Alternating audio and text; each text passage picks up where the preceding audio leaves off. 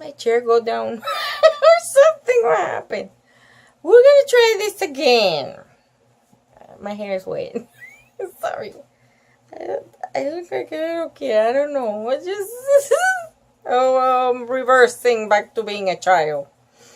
Anywho, I'm gonna watch this little clock over here of time for the video, and I'm gonna try to cut it in half because I just kept reading and it was 30 minutes, so I want to make it less time. So let's start back at chapter 4 again. I know that this is the first time you'll probably get to see or hear chapter 4. I read it a few times. So let's go into chapter 4. Welcome!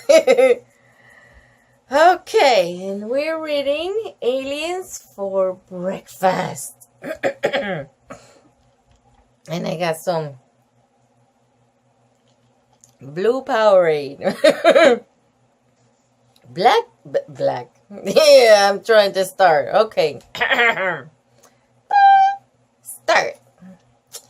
Back in his own room after school, Richard looked at his bandaged fingers and tried to fight his panic.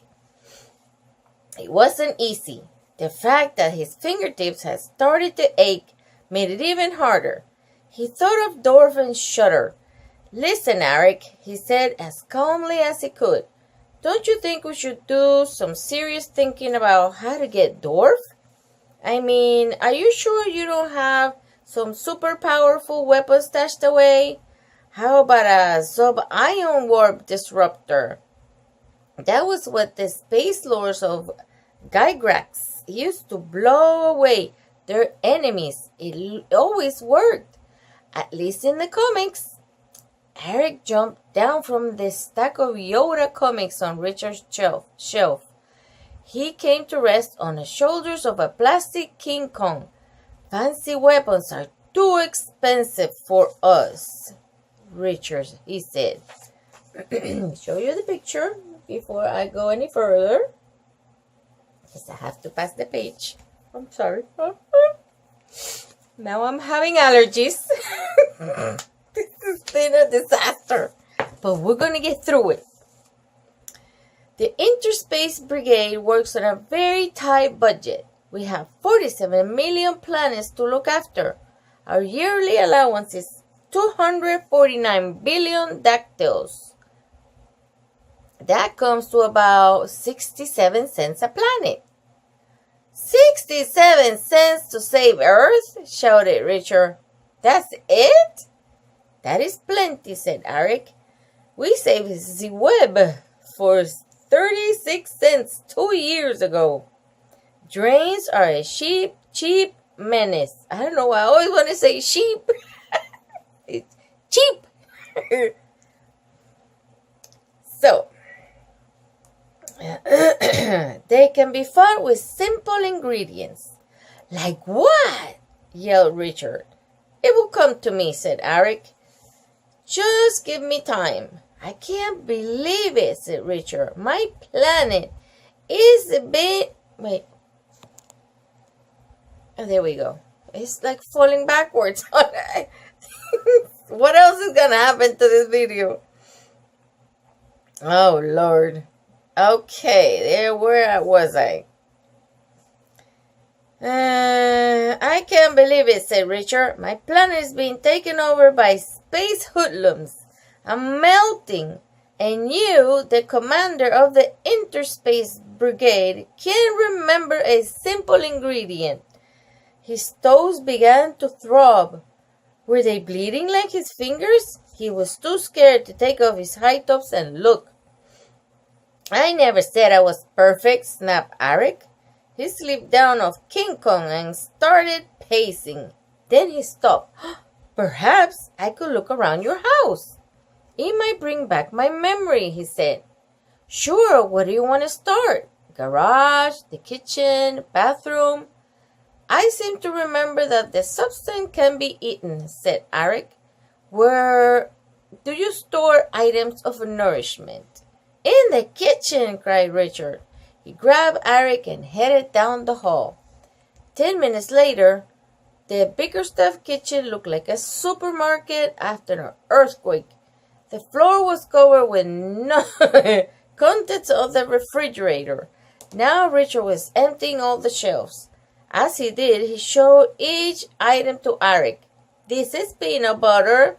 This is hot chocolate. This is rice. These are graham crackers. These are pickles.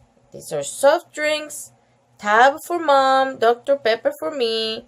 Salt, sugar, tuna. See anything that will kill a drain? I don't think so, said Eric.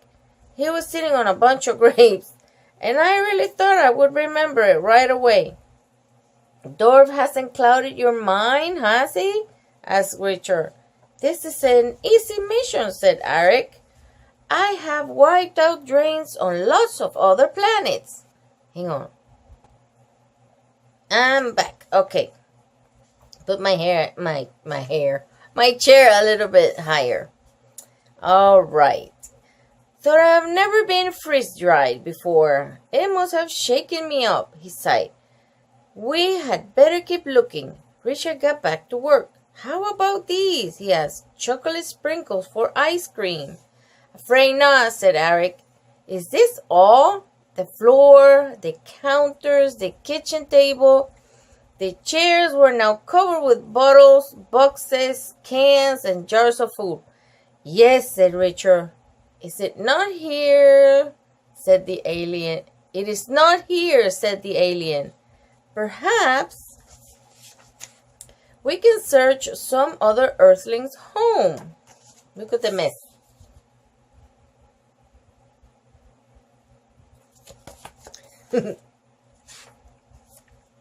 One with a wider range of products. We have the best kitchen on the planet, said Richard. Mom buys everything. If it isn't here, I don't know where it could be. Then he had an idea. Unless you want to go to the mall. Is there food at the mall? Every fast food made in America. Then by all means, let us go there, said Eric, and quickly. Chapter 5. The mall was busy for a Thursday afternoon.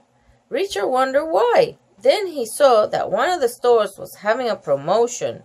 It was for a new men's perfume called Sweat. A big fat man dressed like a wrestler was giving out free samples. Why would anyone want to buy that stuff? Said Richard. To attract the female of the species, of course, said Eric. Girls? I can see spending money to keep them away, said Richard. But I'd rather spend it on something cool. Like that, he pointed to a black satin baseball jacket in the window of the store. I don't have enough money, though. Mom says maybe she'll get it for my next birthday. Of course, I may never have another birthday. Richard's hands and feet were really hurting now. After we have destroyed the drain, the brigade may find some extra money to buy you a gift, said Eric. You have earned something for all you have been through. Eric sounded so sure of destroying Dorf that Richard felt a little better. Gee, thanks, he started to say, but Eric interrupted him. Great Ganoob, cried the alien. What is that? They were next to Mutant Splendor, a store that sold sci-fi games, books, toys, masks, and comics. It was just about Richard's favorite place in the whole world. Today, the front of the store was taken up by a giant display of the space lords of Gygrax. The big plastic warriors had big, bright red wings, blue skin, and webbed feet.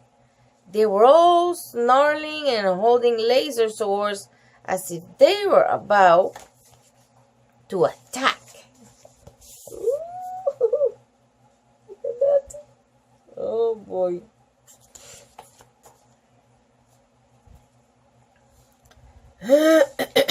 Okay. The display has sound effects too, battle noises and strange space music. Richard's mouth dropped open. For a second, he forgot that his hands and feet hurt. This was awesome. 10 minutes better than the comic books. 10 times better than the comic books. But Eric didn't think so. You call this guy Graxians? He snapped. They're a joke. You mean there were really a planet Gygax? Asked Richard. Of course, said Eric. But Gygaxians do not have wings. They have fins. Not only that, their skin is orange, not blue. And they never fight. They're the biggest cowards in the galaxy. This is an outrage. I want to speak to the manager. Eric started to hop out of Richard's pocket. Richard clamped a hand around him. How can you get so upset about a bunch of stupid toys? Time is running out. You have to remember what the secret weapon is. Was it Richard's imagination? Or was he beginning to feel wobbly? Maybe he was dissolving faster. Richard went on. Then he froze. Dorf and Henry were walking down the mall. They were dressed in the same red t-shirts and ripped jeans. Dorf was talking and Henry was listening. He nodded his head at everything Dorf said. As Richard watched, they walked into Pizza World. Oh, look at that. Ooh, it's gonna get good. Eric gasped, Richard. There they are, Dorf and Henry. Should we follow them or what?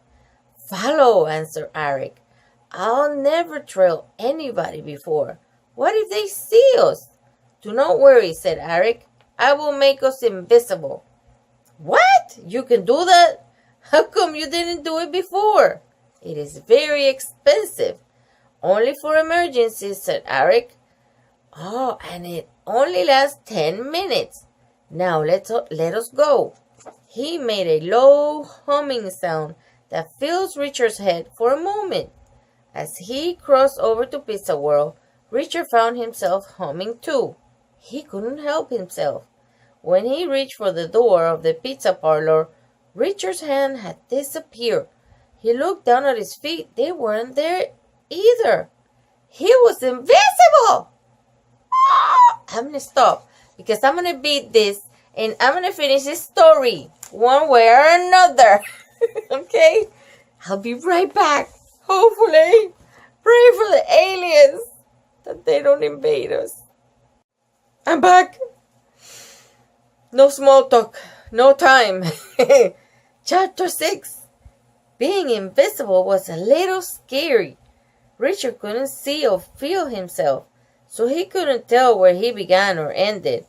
As he walked into Pizza World, he moved his arms and legs very slowly. He was hoping he wouldn't bump into anything.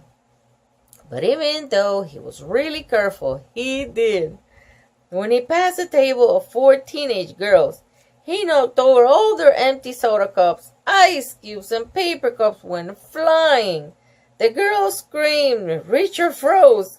Keep going, Eric's voice boomed inside Richard's head. Have you never been invisible before? Are you kidding? Answered Richard. I'm human. We can't do that. Eric gave a tiny snort. Well, then he said, just sit down quietly. Try not to move around a lot. At least no one knows that we're here.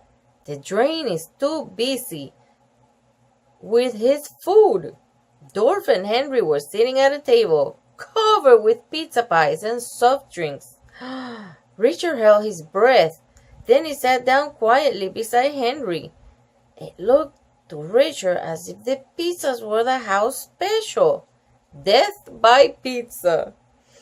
It had peas and carrots, onions, cheese, wheat germ on them.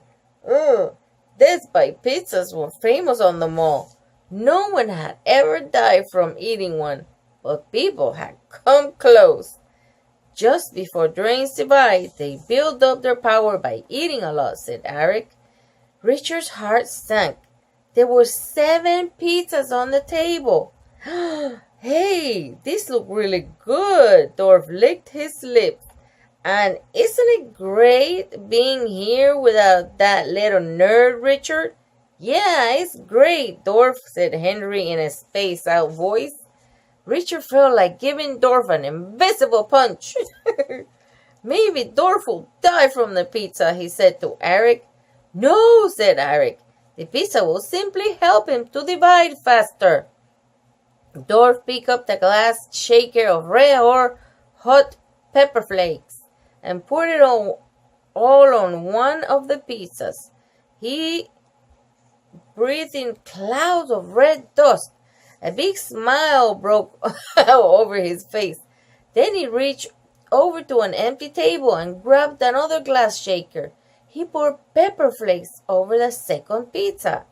Suddenly, Dorf sprang up. He went from table to table, picking up all the pepper shakers.